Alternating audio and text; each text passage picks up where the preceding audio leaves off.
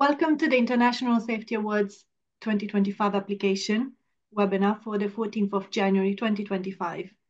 The webinar will start in a few minutes, so we're waiting all the attendees to gathering and we're going to start shortly.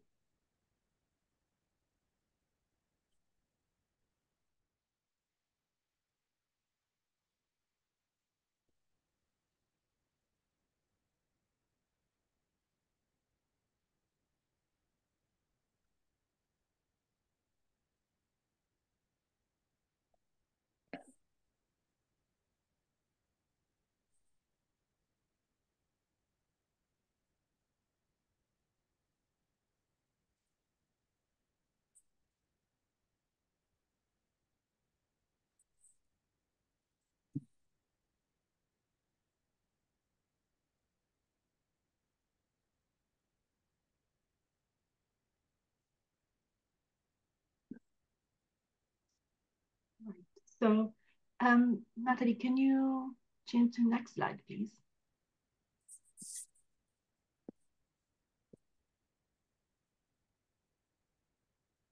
Welcome to the International Safety Awards 2025 application webinar. In today's webinar, we will first talk about the key dates. Next slide. The key dates for the ISA application, the auto entry and the free to enter award, and the top tips for a successful ISA application for this year. On the screen, you can see the key dates for this year application. The most important one is the 3rd of February, which is going to be the application the application submission deadline on our platform, Learning Zone.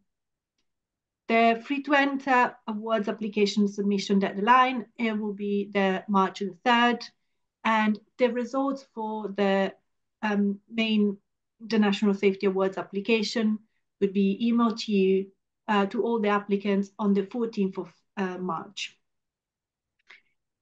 Also, other date, important date, it would be the 18th of March, where the winner list, sorry, the 15th of March, and where the winner list will be published. The 24th of March, the result inquiry deadline. On the 15th of April, the free to enter category finalists announced. And the 16th of June 2025, we will have our yearly International Safety Awards 2025 gala dinner in London. Next slide, please.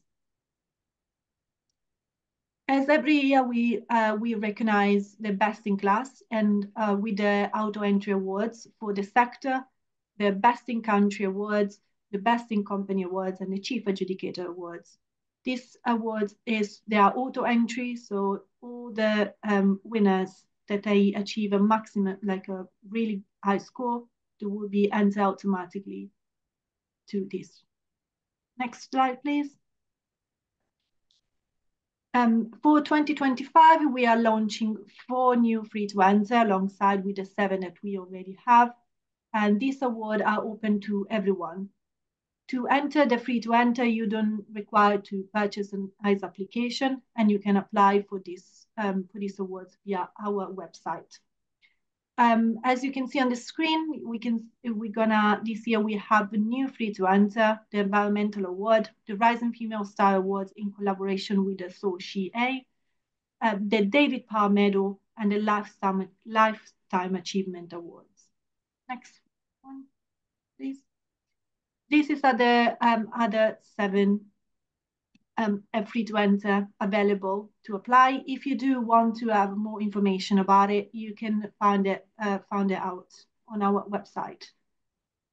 Next slide, please.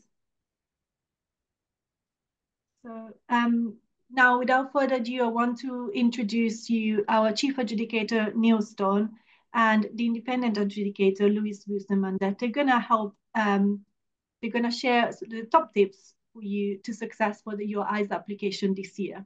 So Neil and Louis. Okay, thank you. Next slide, please.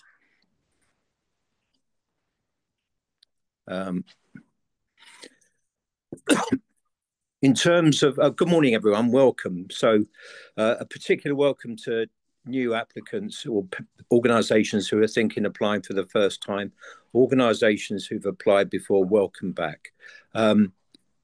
Those of you who have applied before, there's a certain familiarity with some of the questions and the way that we're organising the awards, but there are some key changes that you need to grasp this year compared to previous years.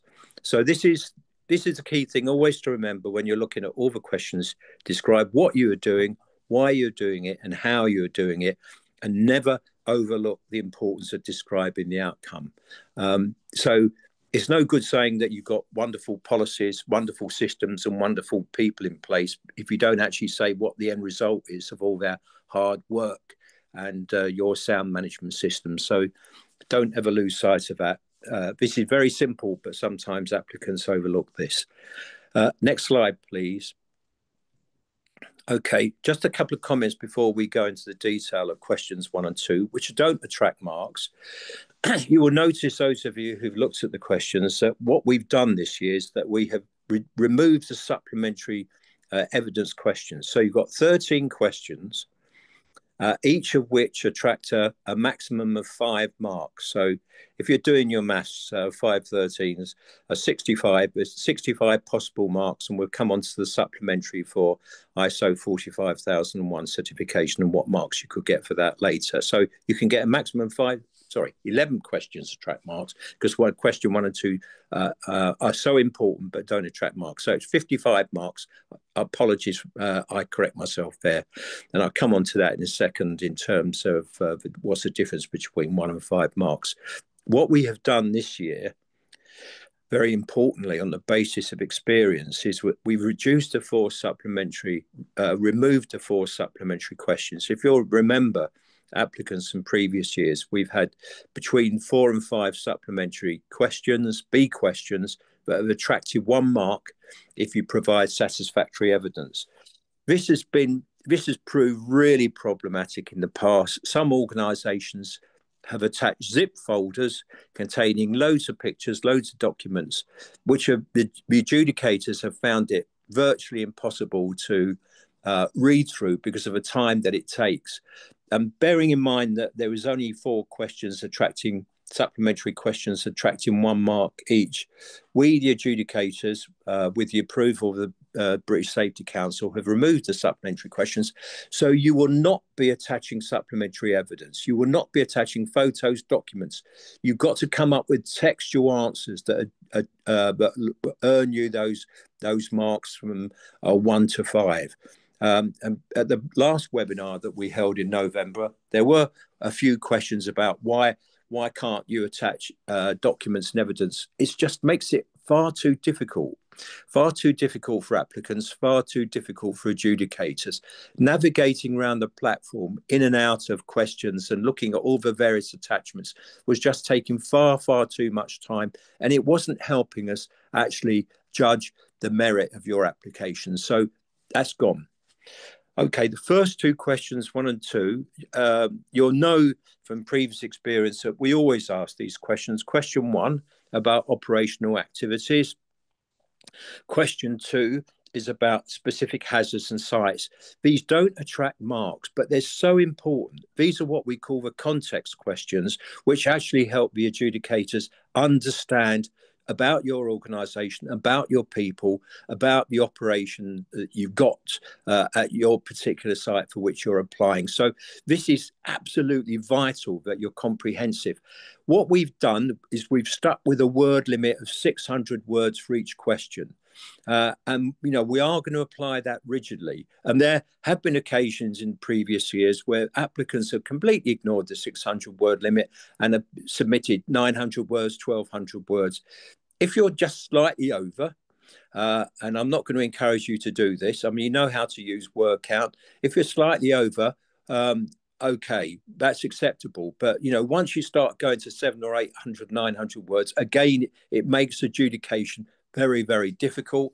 And we are going to be quite we are going to be tough in terms of judging people on the basis of a 600-word requirement. So do a word count. Please do a word count. You need to check your answers. You need to consult colleagues and have a peer review within your organization. Don't just, do the application, draft it once and send it off. Think about it very carefully and check that, the word count is fine. And check that you put your organization in the best possible light to get a distinction. So one is about operational activities. Question 2, next slide, please. This is a slide, the answer to which we come back to a number of times throughout the other 11 questions. What we're asking you to do is to identify what the most significant occupational health hazards are at your site, the most significant occupational safety hazards at your site, and the most significant well-being and mental health challenges. We want to know what they are. And as I said, we come back to those on a number of occasions throughout. We refer back to this. Again, you might say, well, yes, we've got many health hazards, many safety hazards, and a lot of well-being challenges. We can't capture that all in 600 words. Well, we're asking you to abide by the 600-word limit, please. It is most important to help the judging process, because judges have a lot of applications to look at. Next slide, please. Question 3. Over to you, Louis. Thanks very much, Neil, and welcome everybody. Just to add slightly to Neil's general points, it is possible to get a distinction in 300 words, I think, in some of these questions. If you put down in sort of very, very clearly multiple things that you are doing at your site and their effects very concisely, you can fit a very comprehensive answer into a lot less than 600 words. So don't feel that you're having to write to fill the space, because it's possible to get the highest marks without touching the sides of these containers, I think. So as long as you've got the material, and that's the thing really, is that you should be trying to say everything that you're doing and kind of racking your brains to think of all the kind of formal and informal systems that you use to make sure you're not missing out anything that makes your site, your organization look good, but not stretching, not sort of thinking, right, we haven't got very much to say here, so we'll spend quite a long time saying it, because that just tires the judges. We don't give extra points really for sort of unnecessary detail about the one thing that you're doing in a certain area that is really trying to mask the fact that that is not your strong point on that site. This is meant, the rewards are meant to be a reflection of how good your organization is. And if your organization is good enough to get a pass, but you're on that developmental journey through all of the cultural models where you end up at some kind of nirvana where everybody looks after everybody else's safety. If you're still on that journey, we want to find out where you are in that journey, and you can still get an award for that. So I'd say that's a really important thing, is we want to kind of not trying to game the answers, but trying to just reflect exactly where you are fully. I think that's the thing. And to do that fully, I'd always say read the questions, read question 3, but I'd say this for all of them. 3 times, just go through and think, what are the points in here that I need to include? That if I miss something out of here, what might I be falling short in the answer when the judges look at what will the judges be looking for? And that's partly what we're going to tell you question by question. So in this one, the clues, anything where you see a comma, like a list in the question, that means that you're going to have to answer each of those things, each of those points. So set out your key health, safety and well-being objectives for 2025. That's 3 things, and the top 3 priorities you aim to achieve. So that's 6 things. We want your objectives under 3 headings, and then which of those are most important. Or which are the kind of the top ones, and then there's the second part is how to explain how your staff at the site play a part in identifying and informing. So what's the consultation process? You may have multiple channels for that, the formal, informal. You may have none, or you may just have one. but tell us what it is. Tell it if there is just one, if it's through a kind of staff committee or if it's through a union consultation. Tell us about and tell us that, and give us a little bit more detail. But those things, the judges to get a really good mark. As it says at the bottom, all parts of question 3 must be answered to achieve 3 marks or higher. If I'm rubbing that in, if I'm making that point over and over again, it's because we get so many answers where you think, oh, they've missed out that bit. And I don't think it's because they've got nothing to say. I think they've just missed it. I think they were concentrating on the first part of the question. And so that's why reading it 3 times is really useful. Can we have the next slide, please? Here is management assessment of competency needs of all staff. So occupational health and safety competency needs obviously is kind of training needs assessment, but there may be other informal channels for that as well. And then secondly, how it meets those through training and development needs. So, training is one thing, development is another. There are questions where we mention training and development. You'll get a certain amount for just talking about training, and then you get a certain amount for adding in development. If you only have the training, doesn't mean I think it may still be possible for you to pass overall, but development is in there because it's a richer way of looking at extending competency. Next slide, please. So here we go down to well-being as a very specific thing, but there's a little bit of there's a slight, not a trap at all, but there's a slight wrinkle in this question that you need to watch out for.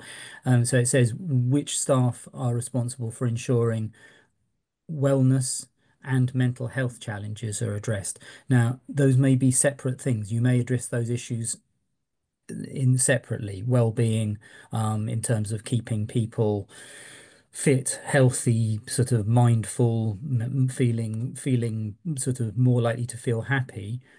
And then mental health, how you actually deal with people who present with problems, how you maintain people who come into your organization with existing conditions. Those may be separate. They may be separate structures in your organization. They may not. They may be all sort of pulled into one. But which members of staff are responsible? Think of the different functions that might have a hand in that, but also think of the less formal things, not just sort of HR or occupational health or safety staff who might be responsible, but what about volunteer champions or mental health first aiders, that sort of thing. So you need to list them and where they fit into the structures, and then the second part. How are how is their competence assured? So again, this could come down to both training and development. If we're looking at a kind of completely comprehensive answer, you probably want a bit of both of those from the previous question, training and development, and then the judges can't but think, well, this is a really, really strong answer. If you haven't got all of those, then put in what you've got, and as I say, it's not the sort of thing that would stop you passing. Neil, back to you. Okay. Thank you, Louis. Question 6. Again, this is a question we've asked almost without fail every year of the awards. It's incredibly important for us to actually understand what you do at your organisation to ensure that, one, you understand what legal requirements relate to your site, in particular to the hazards and the challenges, who is responsible for identifying what legal requirements apply and how that's disseminated to staff at the site. The weak answers in previous years have usually said something like, we get monthly reports from Krona or some other legal update, which the health and safety manager reads and actions. Well, that's not enough. There has to be an extensive description of a mechanism that's in place. So, for example, if there's a new piece of legislation that's coming out that impacts on your site, or there's legislation within recent years that's been enacted and impacts on your site and the staff on your site, just say how you actually managed the process of identifying what you had to do, who was responsible for implementing it, and how it impacted. It's just not satisfactory. It was, it's far from satisfactory. It's just not good enough to earn 3, 4, or 5 marks by saying we are provided with a legal update which our health and safety manager looks at and decides what we need to do. That will not earn you good marks. It needs to be comprehensive. We need to understand the process that you have in place for identifying what legislation applies, how it applies, and who the key players are who are the key players for ensuring at your site that you comply. Okay, next slide, please. Question 7. There's 2 questions on reporting, question 7 and question 9. Question 7 is reports to the senior management team at your organisation, and 9 is about staff reporting. Okay, and question 7, again, is a question that we have asked before.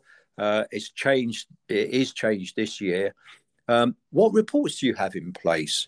This is a question in the past that we asked you to attach supplementary evidence. We don't feel there is a need for supplementary evidence. We don't need to see reports. We don't need to see audit reports. We don't need to see performance reports. We don't need to see reports from safety committees. What we need to see in terms of documentary attachments, what we need is a textual answer to this question. So describe what arrangements you have in place. What do your senior management team, that could be your board, that could be your senior leadership team, how often do they get information? Do they get data? Do they get reports? And who from, regarding what is actually happening at site? Are there monthly reports to the senior management team? Are there quarterly reports? And describe what those reports actually address. Are they reports about performance against the key objectives? Are they reports that include data, for example, whether it's on accidents, whether it's on compliance? So be expansive in terms of your reply to that question, okay? Because it is incredibly important, because the central thing is how do we know for your site that your senior managers are receiving the information that they need to be assured that all the risks to health and safety and the challenges around well-being are properly managed? Okay, next slide. Over to you, Louis. Thanks very much. Still on senior management. Again, two aspects here. What training and what development do they receive at or is arranged for them to help them promote a positive culture? Training is training. You have the arrangements you have, but think about what constitutes development. If you have people doing, if senior leaders at the site are required to do tours, talking to people on shop floor about safety, do they have to report back to anyone afterwards? Do they have to write anything? Because that, in a sense, constitutes development. It's think of anything where their understanding of where they fit into sort of developing the culture is enhanced, because that's development. Any of those kind of systems, you can spread the net as wide as possible where to give a really comprehensive answer there. But that said, it's a reasonably contained question. It's compared with some of the others, it's not one where it spreads into all aspects of health and safety management. Next slide, please. So reporting, here the things to look out for are, again, that there's enable and encourage, 2 words in the first line. Those can be taken as perhaps separate aspects. What are the things that make it possible for them to do something, and what are the things that make it more likely for them to do it? How are they made to feel comfortable doing that? And the thing we're talking about is to report, again, a three-part thing: health, safety, and well-being concerns or issue. It may be that those all go through exactly the same channels, but if you have anything that is specific to one of those things, to concerns or issues about just well-being, say, then mention that separately, because it's an extra piece of information we can award points for. And then just a note here that because we're going to come back to this in question 12. There's a sort of slightly overlapping question, but the way that you distinguish them is by looking at concerns or issues. That's not the same as near misses or whatever. It's about the more systemic things, the more things where they think, actually, overall we do this, I'm not sure it's entirely safe, or I don't think that this existing structure for even the system itself for reporting. You say, well, actually we don't ever hear back about what kind of what that's a concern. It's something you think, well, actually, our management doesn't seem to take action when we do when we do these things, when we report these things. So think about all the ways that people can feed up, either directly or indirectly, anonymously, or sort of in person, their concerns and issues. And then second part, what do you use to inform staff that what you've done about it? And again, think about whether or not that's in person, whether or not there are direct responses to individuals. Some companies do, some companies don't. But if you do make changes and they're based on feedback, often people, to encourage more of that kind of communication, will put it in communications, in toolbox talks, or on intranet bulletins, just saying, you said we did, that sort of thing, notice boards. So any channels, kind of think about anything, think about it, write it down, then think about anything you might have missed. Ask somebody else, ask a colleague, say, is there anything here that I've missed in terms of communication channels that we use, formal or informal? So that's question 9, potentially quite a lot in there. Back to you, Neil, for the next one, I think. Question 10. Just before I go into the detail of that, could I just say that we want you to succeed. The adjudicators aren't sitting there marking their applications, trying to mark organisations down. We want organisations to succeed, but to succeed and get a distinction merit, you really need to make sure, as Louis said, that you've read the question properly and you've answered every particular aspect of a question.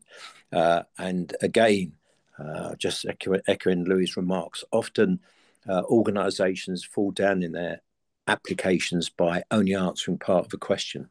Question 10.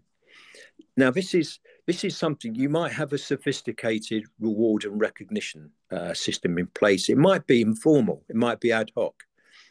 It doesn't have to be formal. It doesn't have to be whistles and bells. It doesn't have to result in money being awarded to teams who've demonstrated excellence in terms of preventing injury or ill health. It doesn't have to be, a trophy. It could be something fairly informal, like someone's name being read out at a toolbox talk or a team briefing, or being mentioned in an organisation email. There can be many, many different avenues for actually recognising a contribution that a team made in helping that organisation to be successful in preventing injury and ill health. So think expansively. Just don't think, well, we haven't got a formal system in place for recognising and rewarding. You most likely have. Think about that person who actually said to one of their workmates, have you thought about doing the job this particular way because it's safer doing that? Or if you do that, it's going to result in an accident or ill health. This is the way that you should do it. Just think about all those examples and provide examples and bring the answer to life and provide examples of behaviours that you've recognised and rewarded in 2024. This is where you're going to have to sit down and scratch your head and think very hard and know what's happening across the organisation. This actually really highlights the importance of organisational maturity when it comes to health and safety. But, this is something that you regard as important. It's just not keeping workers safe and healthy at work, but it's actually understanding who the players are making that possible, and the consequence of what they're doing, and the importance of a team. So just think about that. That one requires, I think, a great deal of thinking, and I think it will mean that the person filling the application will have to consult colleagues very, very carefully to bring out two really brilliant examples, which will get you really good marks. Next slide, please. Question 11 is about audit. Again, it's a question that we've asked on a number of previous occasions.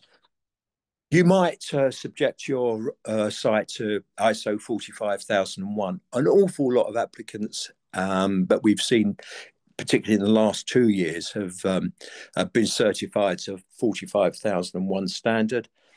Some have been awarded 5 stars or 4 stars or 3 stars under the BSC's 5-star audit system. Some have undertaken their own internal organisational audit. Our belief is, when it comes to audit, is that it's a key part of ensuring successful management. And it's a very important question. And even though, as I said, we've asked it on a number of previous occasions, we want to see what you're doing. So one, we want to know the arrangements in place for auditing management systems at your site. So describe that. That needs to be descriptive. And then we want 3 examples of audit findings that have resulted in changes to your management systems, in changes the way that you manage risks that have resulted in improvements. Now, it could be that the audit hasn't identified failings or omissions on the part of your management of health and safety, has identified where improvements could be made or adjustments made. So do think very carefully about the examples. We're not looking for the audit identifying failures. We're looking for what the audit has said, where improvements and enhancements can be made. And if that's not apparent from your 2024 audit, or you haven't had the results of that yet, then it will be acceptable to the judges for you to go back to 2023, but you've got to explain the reason why. So if you're relying on an audit report from 23 because you haven't got your results from your 24 audit yet in time to meet the deadline, do say, and the judges, I promise you, will take account of that, and you won't be penalised. But it is incredibly important. As I said, lots of organisations are now being certified to 45001 standard.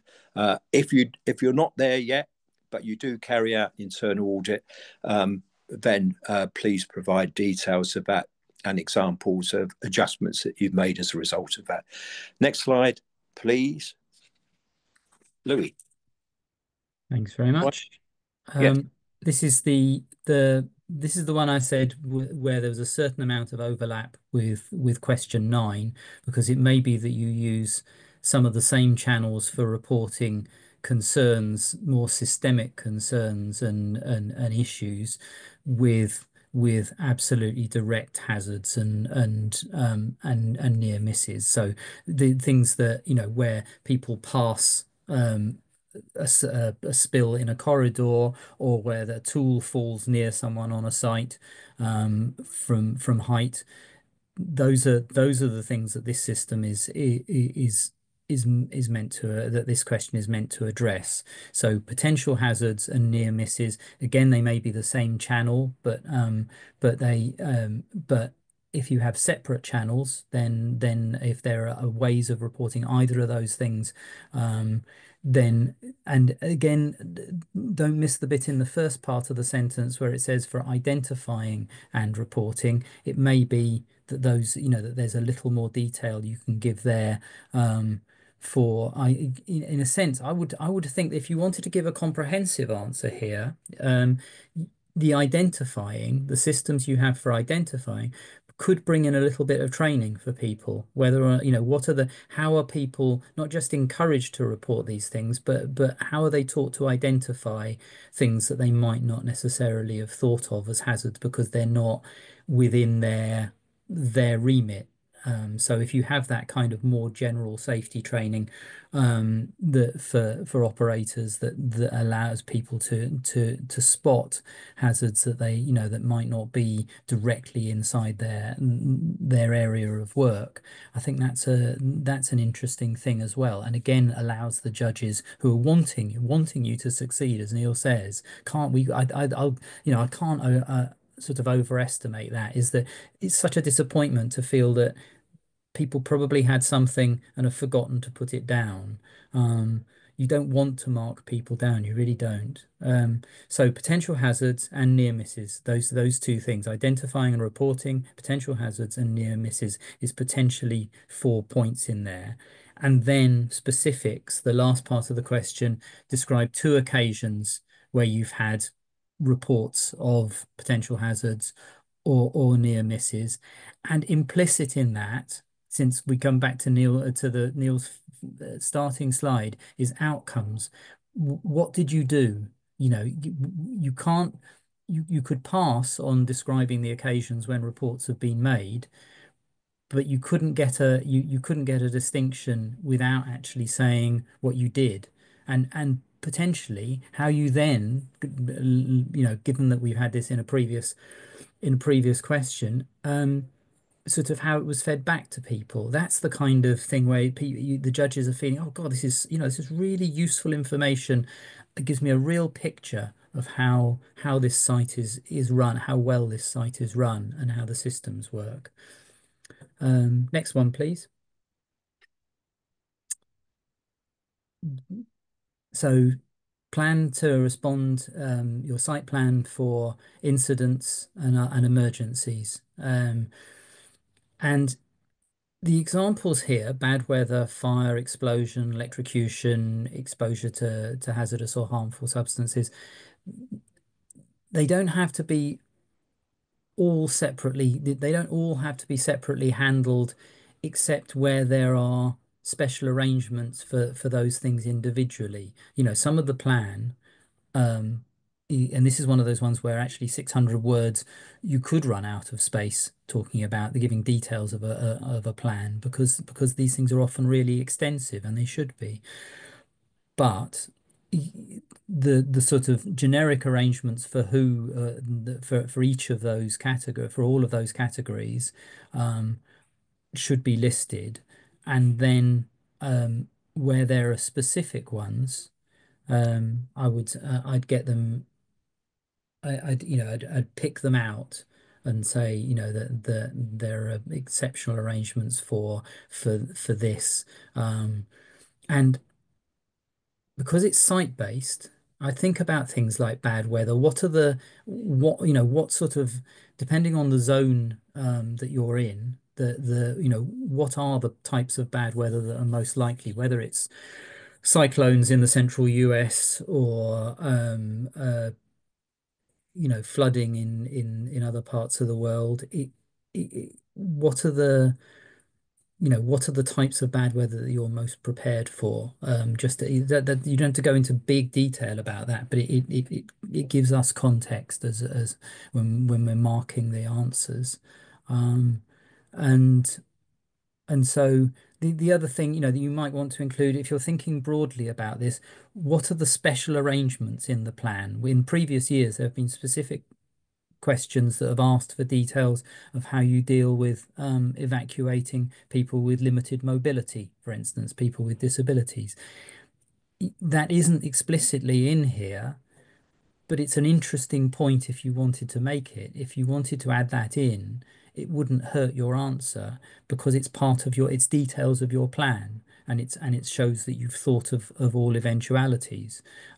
Sometimes when we asked about it specifically in previous years, people couldn't actually provide an enormous amount of detail because it clearly wasn't something that formed a sort of particular part of their plan. If you think you've got a really comprehensive plan, this is the chance to sort of to give.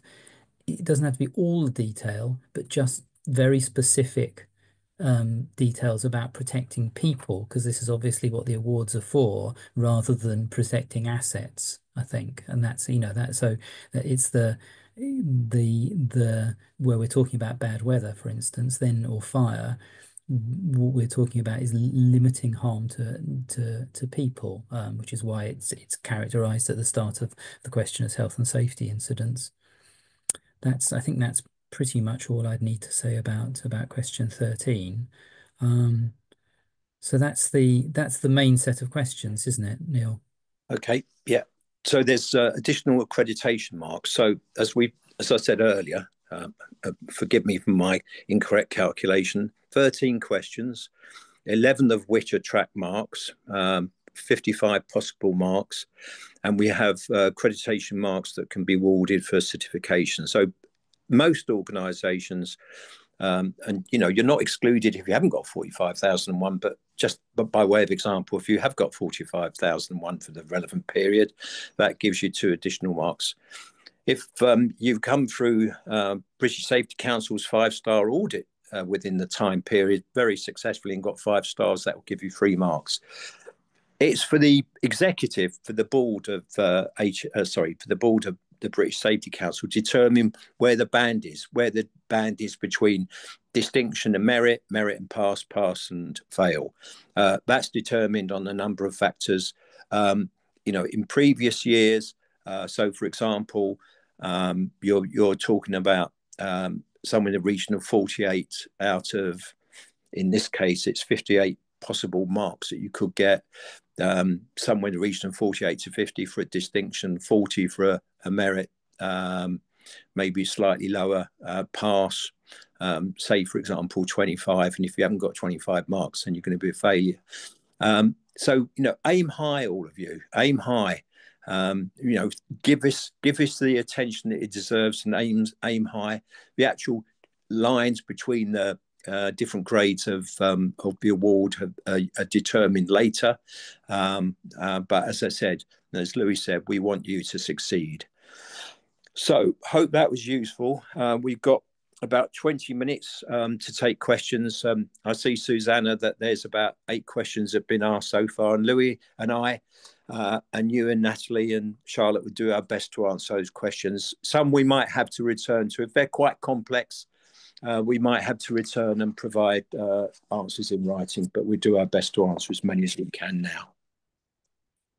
Thank you, Neil and Louis, for this webinar today. Yes, we do have a few questions. Some of them, they are quite similar, so I'm going to group them together so it's much easier to respond to it. We do have a few questions asking about the evidence. Yeah. So they're asking if they do need to attach any evidence. Yeah, I can answer if you want. No, wait, let Louis answer, because I think we have to be succinct here, and I've said my bit on the fact that loads and loads of evidence doesn't add anything to an application. Louis?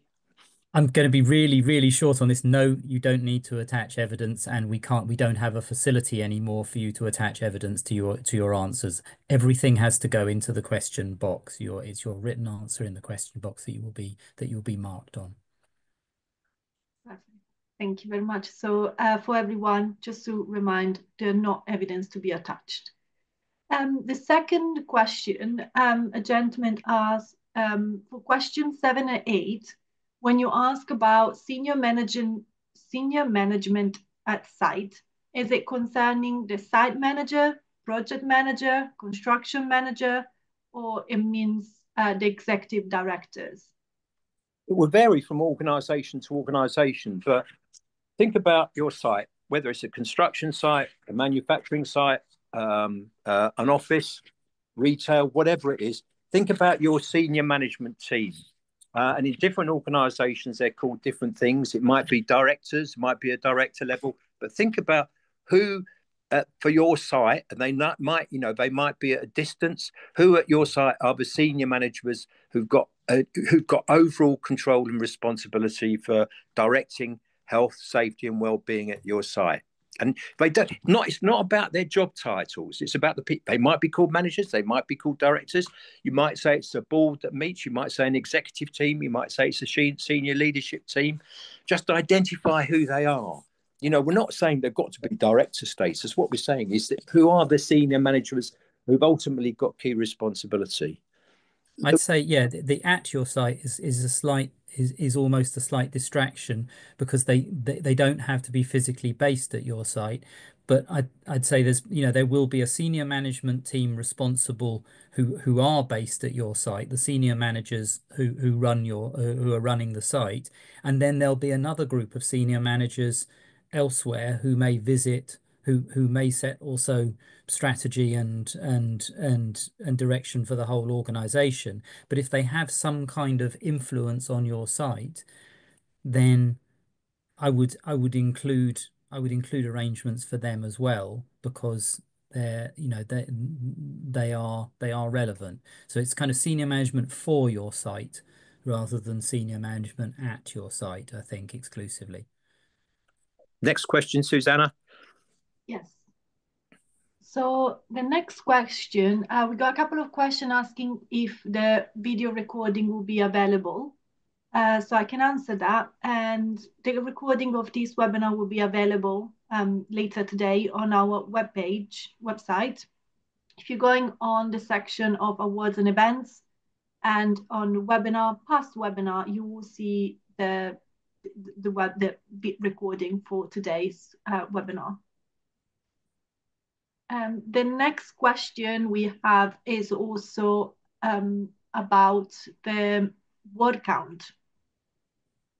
So the word count, it would be 600 for each question.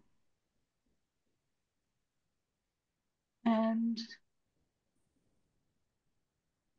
so we got someone else that is asking, what type of format should I use to write the answer? What we've said in the past is it might be a good thing to actually draft your answers to the question in a document like Word, and make sure that you check it, that you edit it, that you word count it, then cut and paste it and move it over. I think we've said this before, and my experience is it's always best to draft first. Don't go straight into the answers. Draft it in a separate document so it gives you time to review and edit and word count. And what the markers are looking for is information. They're not looking for beautiful, crafted English prose. That's not the point. If English is not your first language, if you're or the person who's going to complete it, then a set of notes, as long as we can read what the important, as long as it doesn't have to be set out in some kind of amazing flowing set of sentences and paragraphs. We need to be able to judge as markers what actually is happening at your site, what the arrangements are, what are the channels, what are the kind of feedback mechanisms, what are the training and development processes. If that as long as those words are there, in a form that we can read, as judges, that's what satisfies us. It's not, you can have an inadequate answer written in very, very beautiful English, but we'd all rather have something that had a lot of information in it. Okay, but answers do have to be provided in English. In English, yes. Yeah. Next question. Yes, we do have another question. Could you please repeat the marking system again? Okay, so basically, each question is marked the same. 5 marks for, okay, if I just read it out quickly, because there's lots of questions coming in. 5 marks for a comprehensive answer, 4 marks for a good answer, 3 marks for a satisfactory answer, 2 marks for a limited answer, 1 mark for a weak answer, and no marks where the question's not addressed. So there is a very thin dividing line between 5 marks for comprehensive and 4 marks for good. It is difficult sometimes drawing the line, but as judges, all of us are experienced doing this, and we want to do of your best. And if we think you deserve a 5 for that particular answer, we'll give you a 5. There's no quotas, so we can't say we've got a limit on the number of 4 or 5s that we give. We give the marks on the basis of your application. So if everyone was to submit really, really good applications, there'd be a really great number of distinctions. If there's a lot of very, very poor applications, there'd be a lot of failures. So, you've really got to answer the question well to get 4 or 5 for your answer to a particular question. But we're looking for you to succeed. And as you can see from results in previous years, a lot of organisations get merits and distinctions because they've answered and they've got 4s and 5s. Next question, please. Sorry, Neil, can I add also that the question and the marking scheme, they are available on our website. So on the page of the ISA application, they can, at the bottom, there is a link with a question and marking scheme. So you can download the PDF where you're going to have the question and the marking scheme from 1 to 5. As Louis said, if there's 2 parts to a question or 3 parts to a question and you only answer one part, but you've answered it brilliantly, you're not going to get more than 2. You've got to answer every part of a question to the satisfaction of the judges to get a good mark. Don't overlook any component of a question. Next question, Susanna. Yep. For the additional mark, if we have not gone through the BSc audit, is the maximum you can get 2 marks for the 4001? The answer to that is yes, that's right. The maximum you can get is 2. So we got other question about the attachment for each question. So even if which evidence form would you prefer, such as graphic, data, or text form? No, no form. No, please attach no evidence because there's nowhere for you to attach it. Got to be text. It has to be written into the box in the form. Yeah. So another one saying, can we use infographic or do we need to provide a narrative explanation? You need to write down your question. We're not accepting evidence. Narrative, yeah, narrative. Even if you could fit an infographic into the answer box, which would be a really creative thing to do, because I don't think it's very easy to cut and paste that sort of material apart from text into the system. We want a textual explanation so that we're judging everything on the same grounds. Another question is question number 9 and 12 are quite similar. Can you please explain a little bit more so that we do not write the same response to both? Okay, they were both mine, so to explain, and so I'm sorry I didn't do that adequately the first time. The first one is about issues and concerns, and the second one is about direct hazards, is about individual instances of things that either are about to go, are already gone wrong in the sense that something has been left unchecked. There are gas bottles standing outside a cage when everything is supposed to be caged up. That's not an issue is different because it's a wider thing. It's a thing about the way that systems are working, the way that, say, training is provided, or the way that feedback is given on safety recommendations about safety changes. Issues and concerns is more broadly about the system. Hazards and near misses are very, very specific instances of things that either have just gone wrong, as proved by the near miss, and could have been serious, or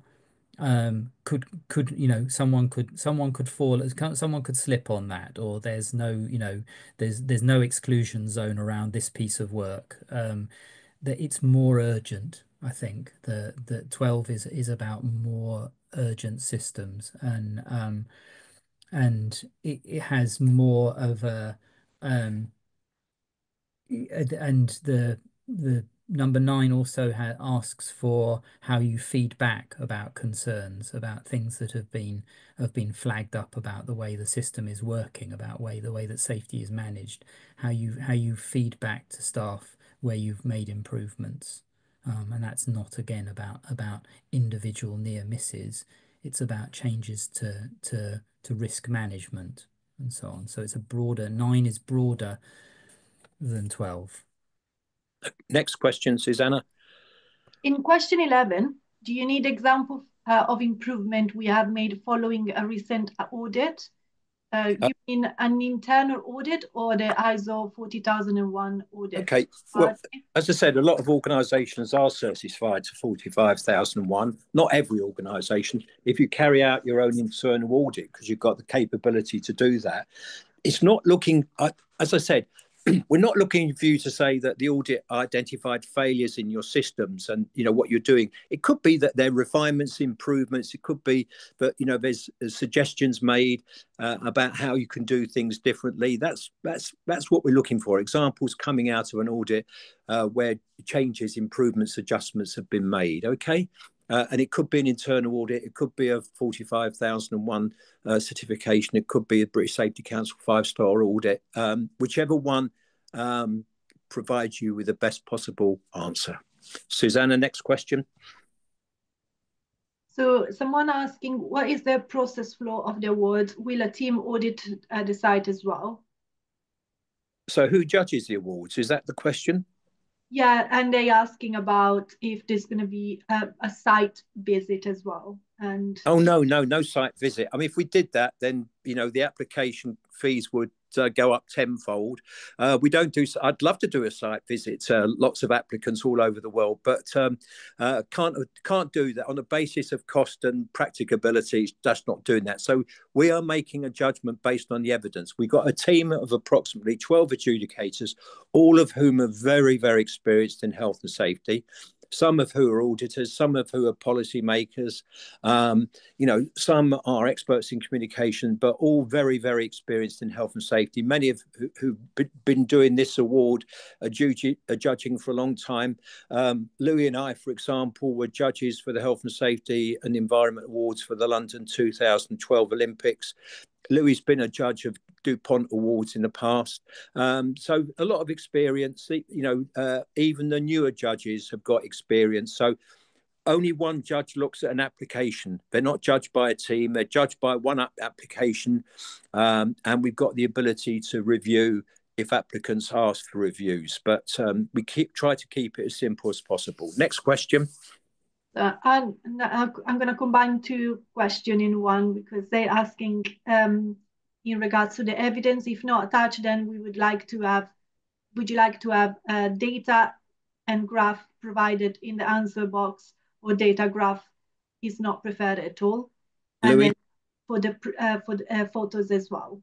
If a graph is the quickest way for you, if you can put a graph into the box and the graph is a quicker way than using up your 600 words, then we will look at a graph. We're not going to ignore it because it's not a paragraph of text, but it has to be really, really useful. If it's the way that you think you can best demonstrate something and you can make it fit, and the system will accept it, will allow you to cut and paste it in, then we can't argue with that. It's been done in the past. We've had tables, people have put in into the text boxes. If you can do that, then it's acceptable.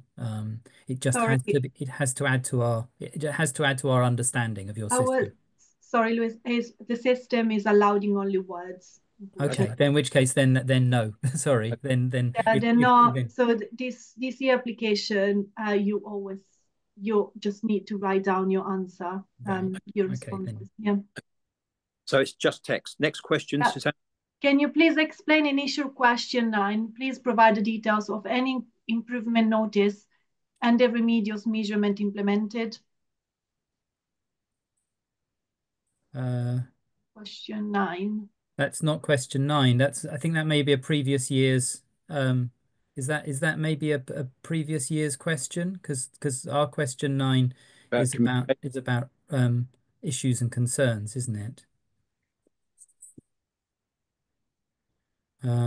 So yeah, the question 9 we have is about reporting, is about arrangements for reporting issues and health and safety issues and concerns, and the feedback mechanisms for the organization to say what it's done about those If concerns. if that's actually a question about eligibility in terms of improvement or prohibition notices, Oh, if the inquirer can put that in writing to Susanna and Natalie, we'll answer that after the meeting. Susanna, next question. Yeah. So give me 2 seconds. So we got someone asking if can they submit the same answer for 2 application awards. If it's two sites who are adjoining, or two sites that are part of the same organisation, or two particular sites, sub-sites within the same sites, there must be differences. So, for example, if there's I don't know, if there's a chemical plant and there's two applications, one from one part of the plant, one from the other plant, there must be differences in terms of, question one and question two might be, the answers might be the same, but there must be differences. It will be the same judge who marks an application from one particular organization in terms of if they got multi-sites. But, you must think about what the differences are, whether or not there are different hazards, whether or not there are different challenges, whether or not there are different people in place. But if to all intents and purposes they're identical, then that has to be explained, and the reasons why, and the judges have to understand that. But remember, we'll do our best to make sure it's the same judge who judges those two applications, and that will be taken into consideration. But there must be differences. They can't be identical. There must be, even if they're only minor differences, there must be minor differences that are reflected in the answers. Next question, Susanna. Neil, sorry, I need to interrupt you because unfortunately it's the end of the webinar today. Okay. So I want to thank everyone to joining the webinar, and to you yourself, Neil, and Louis as well, for being part of the webinar today. I want to remind everyone that the submission deadline is the 3rd of February. And we do have some FAQ documentation on the website, as well as the question marks, the question marks on the website as well, that you can download and review it. The recording today will be uploaded as well to the website for further review. And if you require further support, you can also email us at words@breathesafe.org. Thank you so much, everyone.